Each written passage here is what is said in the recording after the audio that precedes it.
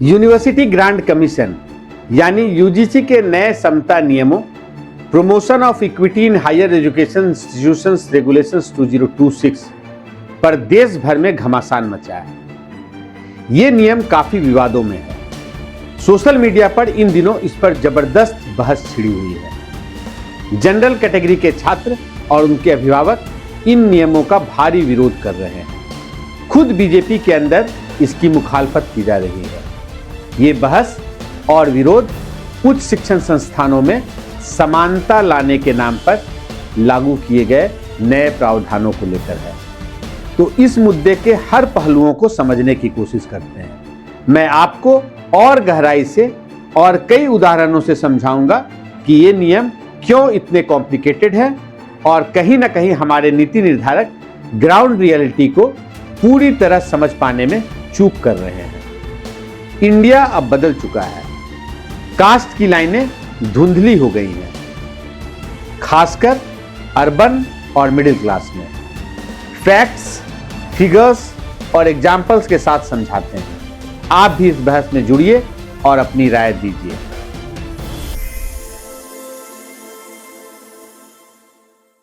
नमस्कार दोस्तों, स्वागत है आपका मेरे चैनल न्यूज पिकल पर।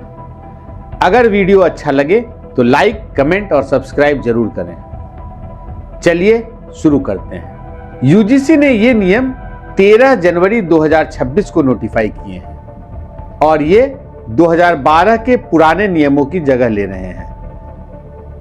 सामान्य कैटेगरी के छात्र, अभिभावक, सवर्ण समाज के लोग, सबका विरोध तेज हो गया है। सोशल मीडिया पर शेम ऑन यूजीसी कई दिनों से ट्रेंड कर रहा है। कई जगह प्रदर्शन हो रहे हैं। न केवल महानगरों बल्कि दूर दराज के छोटे छोटे जिलों, मोहल्लों में भी विरोध शुरू हो गया है और केंद्र सरकार अब मंथन में लगी है। महाधिवक्ता से सलाह ली जा रही है और जल्द ही कोई संशोधन या रास्ता निकल सकता है। आज 27 जनवरी है। सूत्रों के हवाले से मुझे जो जानकारी मिल रही है, पीएमओ ने इस पर संज्ञान लिया है और इस विषय पर शिक्षा मंत्रालय को निर्देश दे सकती है और इसमें सुधार करने को कहा जा सकता है। यह जो नए नियम है, इसको आर्टिकल 14 और 15 के एम्बिट में लाया जाएगा। मतलब यह नियम किसी के लिए समानता तो दूसरे के लिए असमानता लेकर नहीं आएगा, जिस बात के लिए सवर्ण विरोध कर रहे हैं। हर कास्ट को प्रोटेक्शन मिलेगा। पहले जानते हैं यूजीसी के नए समता नियम क्या है। ऐसे तो नए नियमों का मकसद है उच्च शिक्षण संस्थानों, यूनिवर्सिटी और कॉलेज में जातिगत भेदभाव को पूरी तरह खत्म करना। इसके लिए इसमें भेदभाव का दायरा बढ़ाया गया है।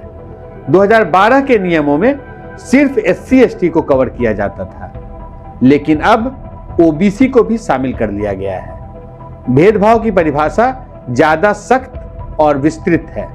इसका उद्देश्य अनुसूचित जाति यानी SC, अनुसूचित जनजाति यानी ST, OBC, अन्य पिछड़ा वर्ग, आर्थिक रूप से कमजोर वर्ग EWS और दिव्यांग छात्रों, शिक्षकों एवं कर्मचारियों के साथ होने वाले भेदभाव को समाप्त करना है। लेकिन नए नियम का विरोध करने वाले मान रहे हैं कि भेदभाव के आरोपों की आशंका सबसे अधिक सामान्य वर्ग के खिलाफ मानी जा रही है। नए नियम में झूठी शिकायत पर दंड हटा दिया गया है। 2012 में झूठी कंप्लेंट पर जुर्माना या सजा का प्रावधान था, लेकिन 2026 में इसे हटा दिया गया। वजह बताई जा रही है कि सजा का प्रावधान होगा तो इससे असली पीड़ित डरकर शिकायत नहीं करेंगे। नए नियम में सख्त निगरानी तंत्र का प्रावधान है। हर इंस्टीट्यूशन में इक्वल अपॉर्चुनिटी सेंटर बनाना अनिवार्य कर दिया गया है। इसके तहत 9 सदस्यों वाली इक्विटी कमेटी बनेगी। इसमें इंस्टीट्यूशन हेड चेयरपर्सन होंगे, 3 professor, 1 staff, 2 civil society member, 2 student special invitee सदस्य के रूप में होंगे। कम से कम 5 सीटें SC, ST, OBC, दिव्यांग और महिलाओं के लिए आरक्षित होगा। समिति में जनरल कैटेगरी का कोई अनिवार्य प्रतिनिधित्व नहीं होगा। अन्य प्रावधान है 24/7 हेल्पलाइंस, इक्विटी स्क्वाड, शिकायत पर 7 दिन में रिपोर्ट, गंभीर केस में पुलिस इन्वॉल्वमेंट। अगर इंस्टीट्यूशन नियम नहीं मानते तो यूजीसी डिग्री, फंडिंग या ऑनलाइन कोर्स रोक सकता है। यह बदलाव कैंपस को सुरक्षित और समावेशी बनाने के लिए की गई है, लेकिन यही पॉइंट्स विरोध की वजह बने हैं। यही से विवाद शुरू होता है। आलोचकों का कहना है कि समिति में सामान्य वर्ग, जनरल कैटेगरी के लिए कोई अनिवार्य प्रतिनिधित्व नहीं रखा गया है, जबकि भेदभाव के आरोपों की आशंका सबसे अधिक इसी वर्ग के खिलाफ मानी जा रही है। आमतौर पर उच्च शिक्षण संस्थानों को योग्यता, बुद्धिमत्ता और समान अवसर का केंद्र माना जाता है, जहां हर छात्र को बराबरी के साथ आगे बढ़ने का मौका मिलता है। लेकिन यूजीसी द्वारा लाए गए नए नियमों में इसी समानता की परिभाषा पर सवाल खड़े कर दिए गए हैं। अब सवाल है कि सवर्ण समाज क्यों इतना नाराज है। सवर्ण या जनरल कैटेगरी के लोग कह रहे हैं कि ये नियम दुरुपयोग का हथियार बन सकते हैं। झूठी शिकायत पर कोई सजा नहीं और इक्विटी कमेटी में जनरल को कोई गारंटीड रिप्रेजेंटेशन नहीं, तो जनरल स्टूडेंट्स, टीचर्स टारगेट हो सकते हैं। सोशल मीडिया पर लोग पूछ रहे हैं, अगड़ी जाति में पैदा होना क्या गुनाह है? शेम ऑन यूजीसी ट्रेंड कर रहा है। कई जगह विरोध प्रदर्शन हो रहे हैं, यहां तक कि दिल्ली में यूजीसी दफ्तर घेराव का ऐलान हुआ है। इस मुद्दे पर कई बीजेपी नेता भी खुलकर विरोध में उतर आए हैं। बरेली के सिटी मजिस्ट्रेट ने भी इस मुद्दे पर इस्तीफा दे दिया है। विरोध करने जा रहे यति नरसिंहानंद जैसे लोगों को पुलिस ने रोक दिया। नियम के विरोधी कहते हैं कि कैंपस में पुलिस का आना जाना बढ़ेगा, हंसी मजाक, बहस करने तक से डर लगेगा, फ्रीडम ऑफ एक्सप्रेशन खत्म हो जाएगी। एक फैक्ट्स पर गौर करते हैं। पूरे देश के 2200 से अधिक कॉलेजों में, जिसमें 4 करोड़ से ज्यादा विद्यार्थी पढ़ते हैं, साल भर में सिर्फ 378 जातिवादी केस आए, मतलब 0.01% से भी कम। SC/ST एक्ट में कन्विक्शन रेट सिर्फ 8% है, 8%, और 81% मामलों में ओबीसी ही आरोपित है। लेकिन नियम इतने सख्त क्यों बना दिए गए?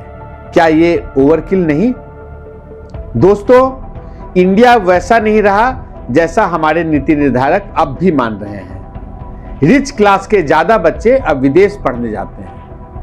MEA 2025 डेटा के अनुसार लगभग 19 लाख भारतीय छात्र विदेश में पढ़ रहे हैं, जिसमें लगभग 12.5 लाख हाई एजुकेशन के लिए कनाडा, USA, UK, जर्मनी जैसे देशों में पढ़ रहे हैं। यह संख्या दिल्ली विश्वविद्यालय में पढ़ रहे छात्रों की कुल संख्या का लगभग 5 गुना है। वहां कास्ट का नामो निशान नहीं है। बाकी मिडिल क्लास अर्बन आबादी इंडियन यूनिवर्सिटीज में पढ़ती है, जहां कास्ट सिस्टम धीरे धीरे कमजोर पड़ रहा है। मिक्स्ड फ्रेंड्स, इंटरकास्ट मैरिज बढ़ रही है। आपको आश्चर्य नहीं होना चाहिए कि महानगरों में रहने वाले मिडिल क्लास के बच्चे को अपनी जाति का नाम तक शायद ही पता हो। जब किसी एग्जामिनेशन का फॉर्म भरते हैं, तब अपने पेरेंट्स से पूछते हैं कि वो किस कैटेगरी में आते हैं। अब एग्जाम्पल दिल्ली यूनिवर्सिटी का लेता हूं। DU में लगभग 3 लाख स्टूडेंट्स पढ़ते हैं। ऑफिशियल कास्ट वाइज डेटा नहीं है, लेकिन डूसू चुनावों में पिछले 10-15 सालों से प्रेसिडेंट ज्यादातर जाट या गुर्जर समाज के कैंडिडेट जीतते हैं। जैसे उदाहरण ले लीजिए, आर्यन मान जाट हैं, अक्षित दहिया जाट थे, अंकित वसोया गुर्जर रहे हैं। क्यों? क्योंकि DU के आसपास NCR में, जिसमें Noida, greater Noida, Gurugram, western UP सब शामिल है, में ये कम्युनिटी डोमिनेट करती है।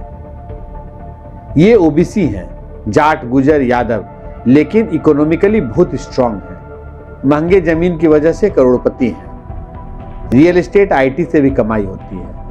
गुरुग्राम में यादवों की जनसंख्या लाखों में है, ज्यादातर रिच हैं। नोएडा, ग्रेटर नोएडा में गुज्जरों का 10 से 30% तक पॉपुलेशन है।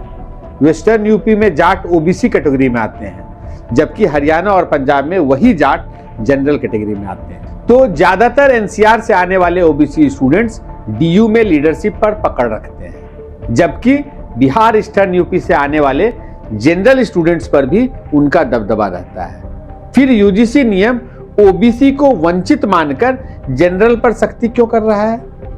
क्या यह रियलिटी से मैच कर रहा है? देश के अलग अलग हिस्सों में और अलग अलग यूनिवर्सिटी में ऐसे कई उदाहरण मिल जाएंगे जहां आसपास की ओबीसी जातियों के छात्रों का वहां दबदबा है। कई संस्थानों में स्थानीय की तुलना में बाहरी छात्रों को डिस्क्रिमिनेशन का सामना करना पड़ता है, चाहे वह किसी भी जाति या धर्म के हों। इस नए नियम का इतना विरोध देखकर नीति निर्धारक भी कहीं ना कहीं मान रहे हैं कि यूजीसी से चूक हुई है। दोस्तों, विरोध बढ़ता देख शिक्षा मंत्रालय और यूजीसी ने महाधिवक्ता से चर्चा शुरू की है। सूत्रों के मुताबिक सवर्ण समाज की आपत्तियों, दुरुपयोग और झूठी कंप्लेंट जैसे जो आपत्ति हैं पर नए सिरे से मंथन हो रहा है। जल्द बदलाव संभव है। शायद झूठी शिकायत पर डबल पनिशमेंट या हर कास्ट को प्रोटेक्शन का प्रावधान होगा। पिछले 11-12 वर्षों में जब से भारतीय जनता पार्टी की सरकार केंद्र में आई है, मोदी सरकार पर इतना दबाव कभी नहीं देखा गया था जैसा इस मामले में है। भारतीय जनता पार्टी के सबसे बड़े समर्थक वर्ग सवर्ण समाज आज सरकार के इस निर्णय का विरोध कर रहा है। दोस्तों, जब ये नोटिफिकेशन आम लोगों तक पहुंचा तभी दबी जुबान में फुसफुसाहट शुरू हुई। चूंकि सवर्ण समाज के बहुत बड़ी संख्या में लोग भारतीय जनता पार्टी से प्रत्यक्ष या अप्रत्यक्ष रूप से जुड़े हुए हैं, इसलिए वो शुरुआत में खुलकर विरोध करने से परहेज करते नजर आए। आज भी कोई बड़ा नेता खुलकर तो नहीं बोल रहा है, लेकिन उन पर उनके समाज के लोगों का बहुत बड़ा दबाव है। जिस हिसाब से अभी 5 राज्यों में विधानसभा चुनाव होने वाले हैं और अगले साल उत्तर प्रदेश और उत्तराखंड में विधानसभा चुनाव होने वाला है, उत्तर प्रदेश में विरोध बहुत बड़े पैमाने पर शुरू हो गया है। कई भारतीय जनता पार्टी के नेताओं के इस्तीफे की भी खबरें आ रही हैं। जैसे बरेली के सिटी मजिस्ट्रेट अलंकार अग्निहोत्री, रायबरेली से बीजेपी किसान मोर्चा के उपाध्यक्ष श्याम सुंदर त्रिपाठी और नोएडा युवा मोर्चा के उपाध्यक्ष राजू पंडित ने इस्तीफा दिया है। कुछ लोग ये भी मानते हैं कि ये भारतीय जनता पार्टी में अंदरूनी खींचतान का परिणाम भी हो सकता है।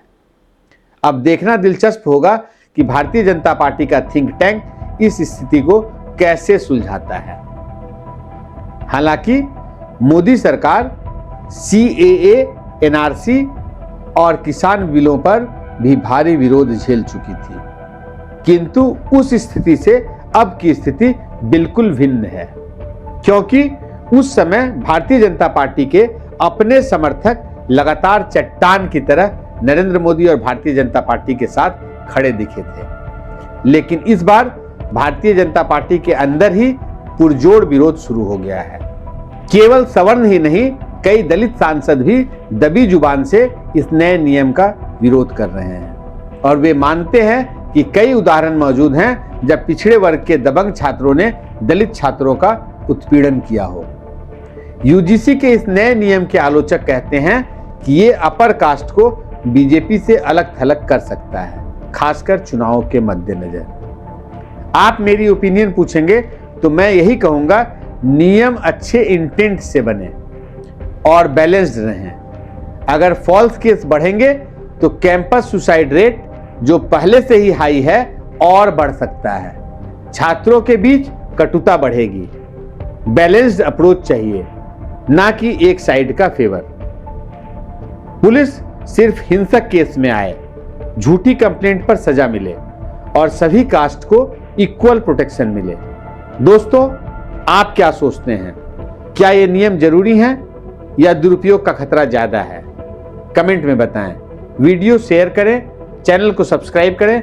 धन्यवाद। जय हिंद।